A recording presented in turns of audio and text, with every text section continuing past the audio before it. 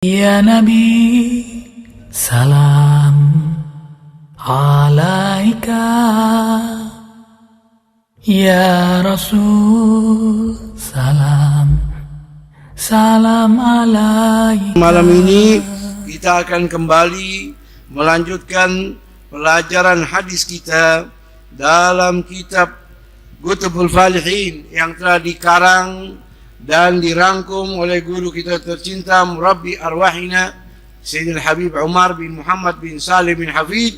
Kita doakan mudah-mudahan beliau panjang umur, sehat walafiat. Allah kabulkan hajat-hajatnya, amin ya rabbal alamin. Hadis yang ke-79 kita baca bersama. Bismillahirrahmanirrahim.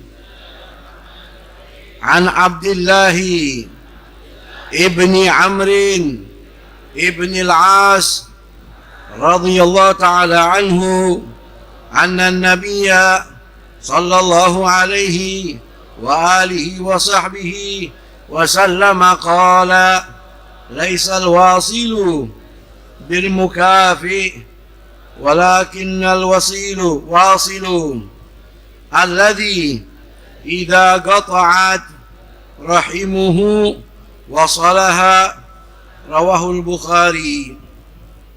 Artinya dari Imam Abdullah bin Amr ibn al-As radhiyallahu ta'ala anhu arda, Rasulullah sallallahu alaihi wasallam bersabda, seseorang yang menyambung silaturahmi bukanlah seorang yang membalas kebaikan.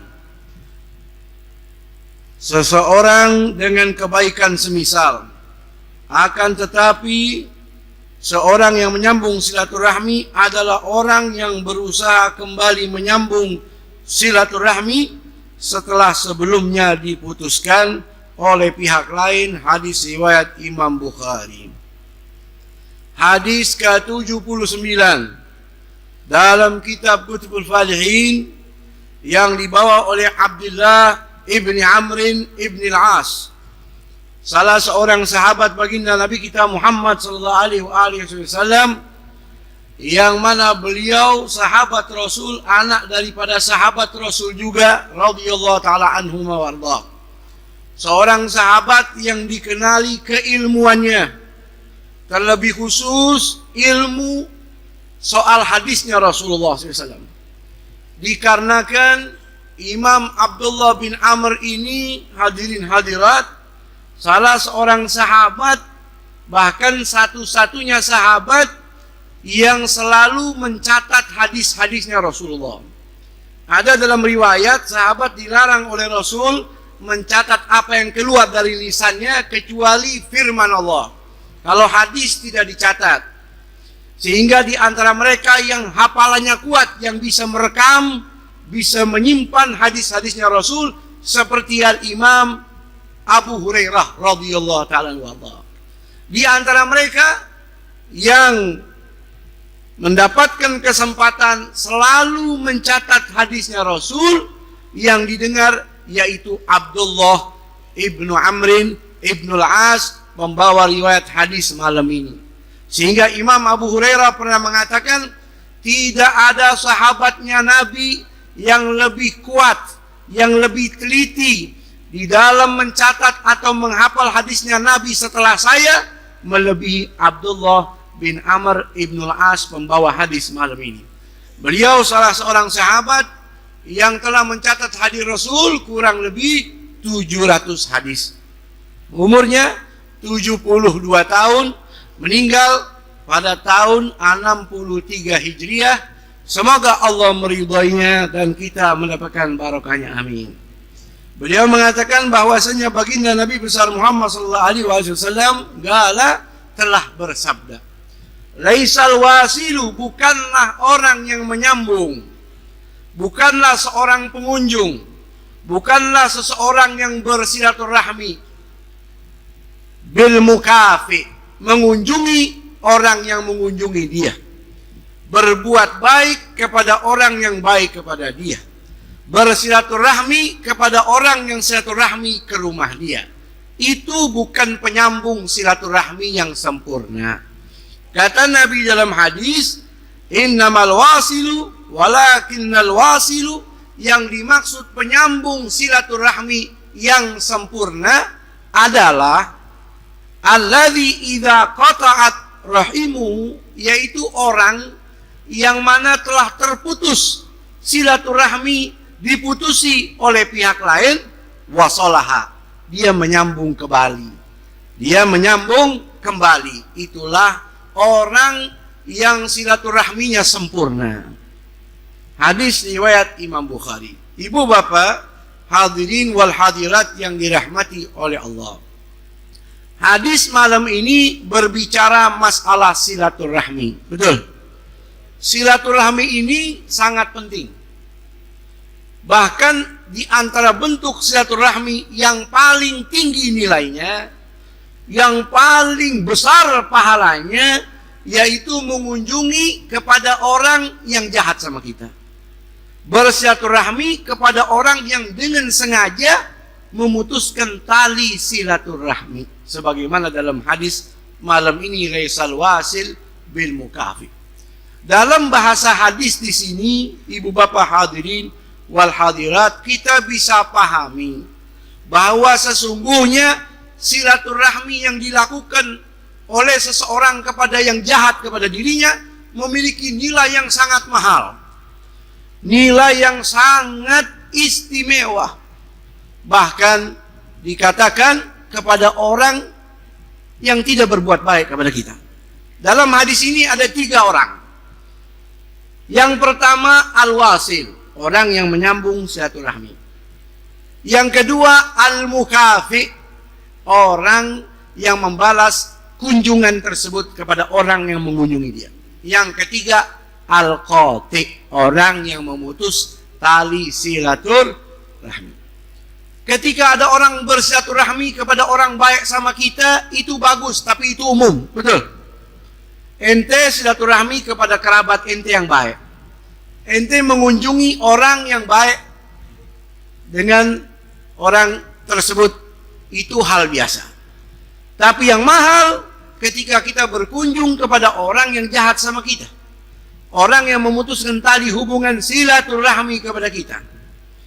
Orang tersebut mendapatkan dosa besar, tapi kita yang melakukan itu mendapatkan pahala yang sungguh luar biasa. Di zaman baginda Nabi kita Muhammad SAW, dalam hadis yang dibawa Imam Abu Hurairah, ada sahabat datang kepada Nabi berkata, "Ya Rasulullah, sallu ala Nabi, innali garabatan, saya ini punya kerabat, asiluhum wa yaqta'uni, saya sambung silaturahmi kepada dia ya Rasul, tapi dia memutuskannya. Wa ahsinu ilaihim wa yusi'una ilayya, saya berbuat baik sama dia ya Rasul, tapi dia malah balik berbuat jahat sama saya. Wa ahlumu anhum wa yajhaluna alayya, saya bermurah hati, legowo, saya terima, saya santun, datang kepada dia, tapi dia acuh tak acuh kepada saya ya Rasulullah. Dia nggak peduli, saya udah baik, dia tetap tidak baik ya Rasul. Apa jawaban Rasul? Lain kunta kama kulta, kalau memang betul apa yang kau katakan itu, faka'annama tasuffuhumul malla, biarin saja. Itu seolah-olah kau beri makan kepada dia bara api yang terbuat dari bara api neraka jahanam. Biarin aja. Ente baik, dia nggak baik, biarin. Itu seolah-olah ente memberikan kepada dia bara api atau pasir panas daripada api neraka. Nauzubillahi min. Wala yazal ma'aka minallahi zahir alaihim. Allah subhanahu wa ta'ala senantiasa terus akan mengiringimu, senantiasa merahmati kamu, madum ta'ala dzalik, jikalau engkau selamanya berbuat seperti itu. Selagi kamu berbuat baik terus, ente dapat berkah, ente dapat rahmat, dapat pahala. Tapi orang tersebut yang berbuat jahat kepadamu, dia mendapatkan hukuman besar, laknatnya Allah. Na'udzubillahi min dzalik. Ibu bapak hadirin wal hadirat rahimakumullah. Baginda Nabi kita Muhammad sallallahu alaihi wasallam orang yang paling santun, orang yang paling baik, bersilaturahmi kepada tetangganya, kepada kerabatnya, bukan yang baik saja, yang jahat pun didatangi satu persatu oleh Rasul, bukan untuk dibunuh, bukan untuk disakiti, tetapi Rasul datang untuk bersilaturahmi. Kalau mereka sakit dijenguk, ditanya keadaannya. Beberapa hari berlalu kerabatnya Rasul tidak ketemu, didatangi, bersilaturahmi, sampai ketika turun wahyu. Dalam Sahihul Bukhari, Rasul kembali dari gua, gemetar tubuhnya. Sayyidah Khadijah berkata, "Wallahi kalla ma yukhzika Allah abada." Wahai suamiku, kamu jangan khawatir, jangan merinding, jangan ketakutan. Allah tidak akan mengecewakanmu selama-lamanya. Fa innaka latasilur rahim. Karena kamu ini orang baik.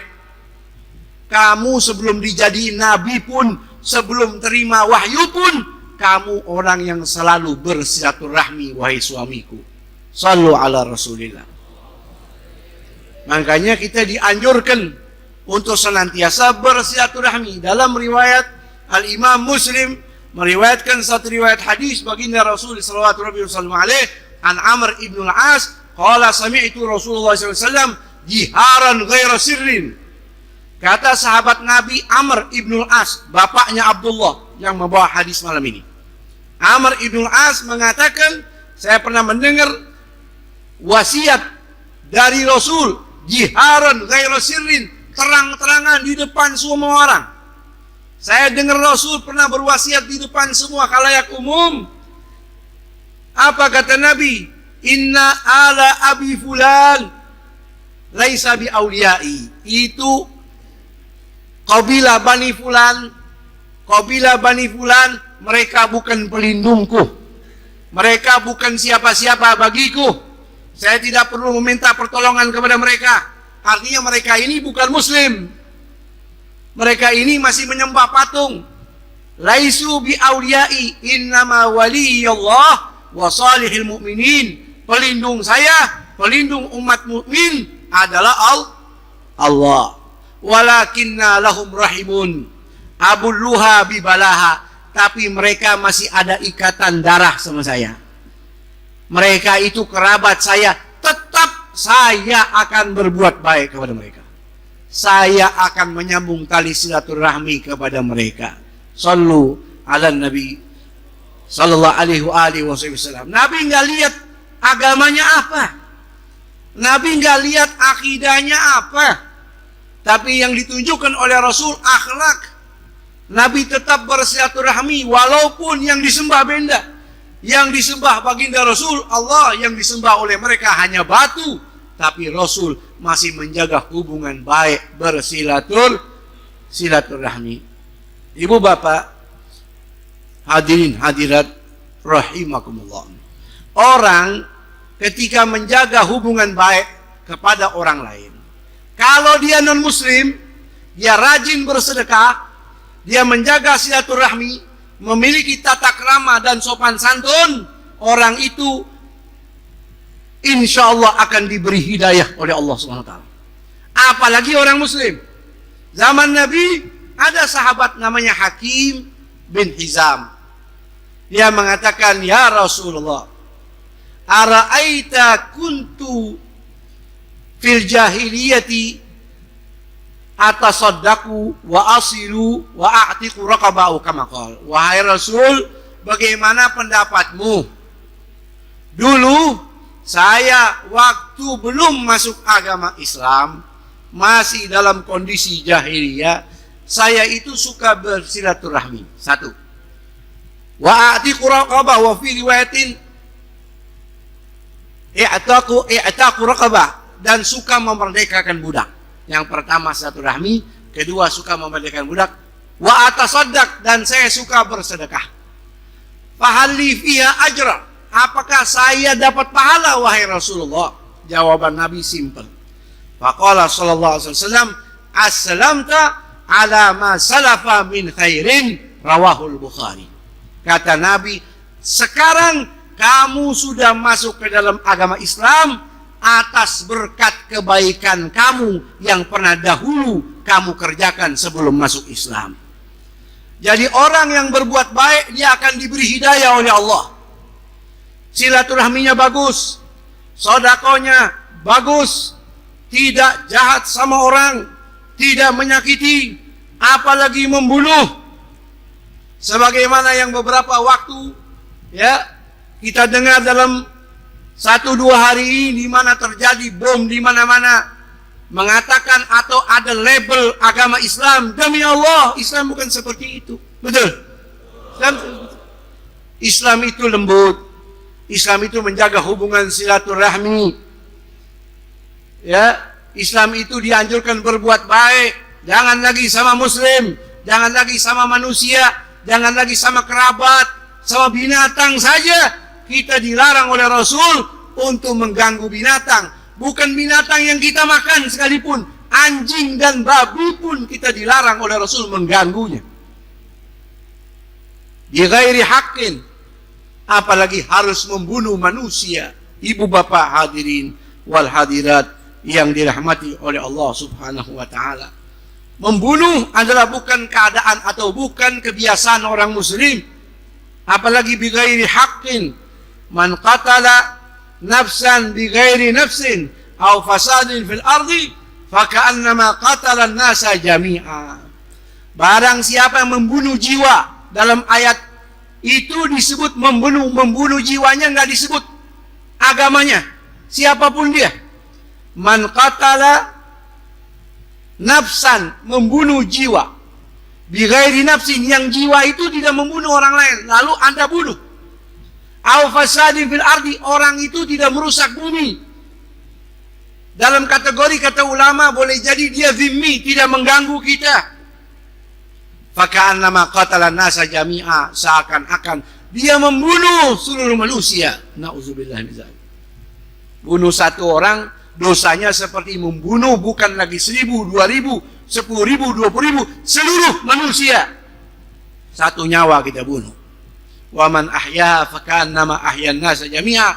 Barang siapa yang menghidupkan orang, maksudnya memberi wasilah agar orang ini tetap hidup, kalau dia sakit diobati, kalau dia susah dibantu, faka'annama ahyan nasa jami'a, seakan-akan dia memberi kehidupan untuk seluruh manusia.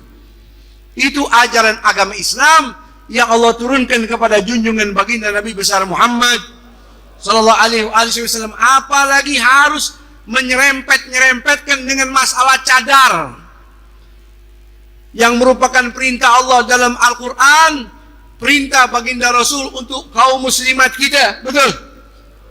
Sehingga ibu bapak hadirin hadirat, melalui mimbar mulia Majelisullah ini saya menghimbau bagi para wanita muslimah yang sudah terbiasa menggunakan cadarnya, jangan Anda berpaling karena adanya isu-isu seperti ini. Karena sesungguhnya Islam tidak akan melakukan radikalisme. Betul?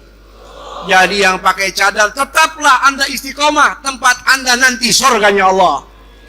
Berbuat baiklah kepada manusia dan jangan pernah bosan berbuat baik itu sampai nyawa keluar dari tubuh kita. Dan semoga pada akhirnya Allah Subhanahu wa taala merahmati kita, melembutkan hati kita, kita bisa mencontoh suri tauladan kita baginda Nabi besar Muhammad sallallahu alaihi wasallam, dan negeri kita ini mudah-mudahan diberikan kedamaian, ketentraman, keberkahan, perlindungan dari Allah Subhanahu wa taala. Amin ya rabbal alamin. Wallahu a'lam. Rabbi zidni ilma wal afu minkum. Assalamualaikum warahmatullahi wabarakatuh.